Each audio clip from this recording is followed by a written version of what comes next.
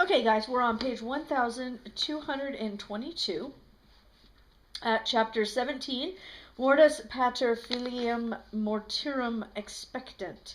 Remember that in the barricade we've got Javert, who is locked up, and they've told him that he's going to die a couple minutes before the barricade is taken. We've got Marius in the barricade. We also have Jean Valjean in the barricade trying to save Marius. Marius had sprung out of the barricade. Combeferre had followed him, but it was too late. Gavroche was dead. Combeferre brought back the basket of cartridges. Marius brought back the child.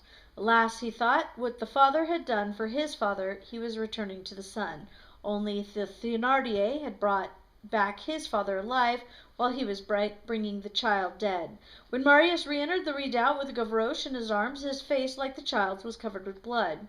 Just as he had stooped down to pick up Gavroche, a ball grazed his skull. He did not notice it. Courfeyrac took off his tie and bound up Marius's forehead.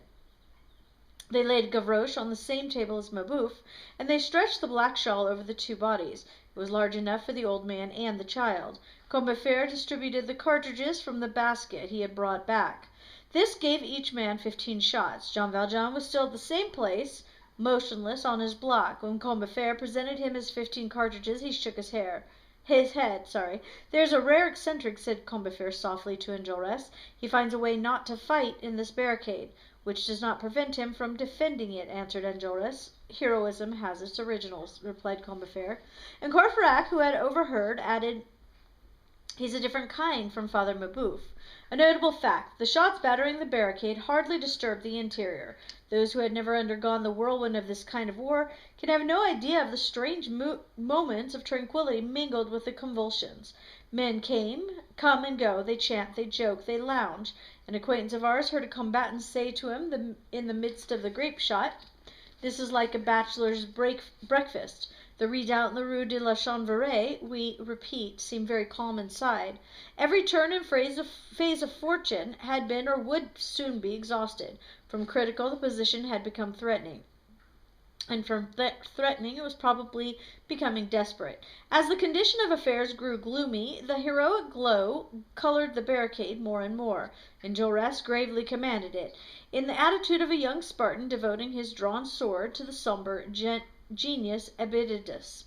Combeferre, with an apron at his waist, was dressing the wounded. Bossuet and Feuilly were making cartridges with the flask of powder plucked by Gavroche from the dead corporal, and Bossuet was saying to Fuseli, "We will soon take the stage-coach to another planet." Courfeyrac, on the few paving stones he had...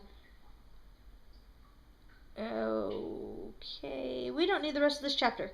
We're going to start out with chapter 18, The Vulture Becomes Prey. We're going to continue with that.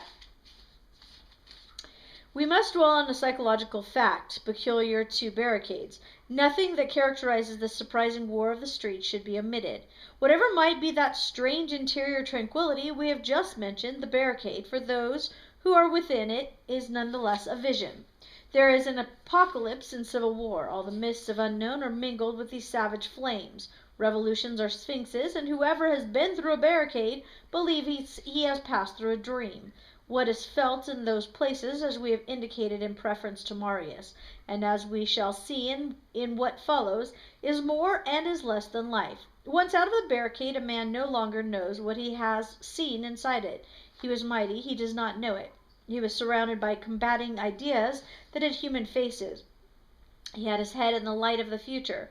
There were corpses lying down and phantoms standing up.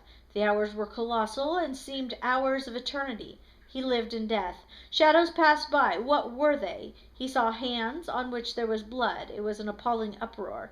It was also a hideous silence. There were open mouths that shouted and other open mouths that held their peace. He was in smoke, in the night perhaps. He thinks he has touched the ominous ooze of the unknown depths. He sees something red in his nails. He remembers nothing more. Let us return to the Rue de Chanvrerie. Suddenly, between two volleys, they heard the distant sound of a clock striking. "It's noon," said Combeferre. The 12th stroke had not sounded when Enjolras sprang to his feet and flung down from the top of the barricade this thundering shout: "Carry some paving stones into the house. Fortify the windows with them. half the men to the muskets, the other half to the stones, not a minute to lose. A platoon of sappers, their axes on their shoulders, had just appeared in the battle. Okay, so the rest of this is the continuing of the battle. At the very end of this, you can tell that they are going to take the barricade. The barricade is going to fall. So at the very end of this is when they're going to kill Javert. What they do, though, is because Jean Valjean had saved the barricade with the mattress, Jean Valjean says, I want Javert, I want the prisoner. And because remember, Javert has been chasing Jean Valjean for his whole entire life, pretty much. So he says, I want the prisoner, and they said, okay, because you were our savior, you can take the prisoner. So we're going to pick up on chapter 19, which is Jean Valjean Takes His Revenge, page 1227.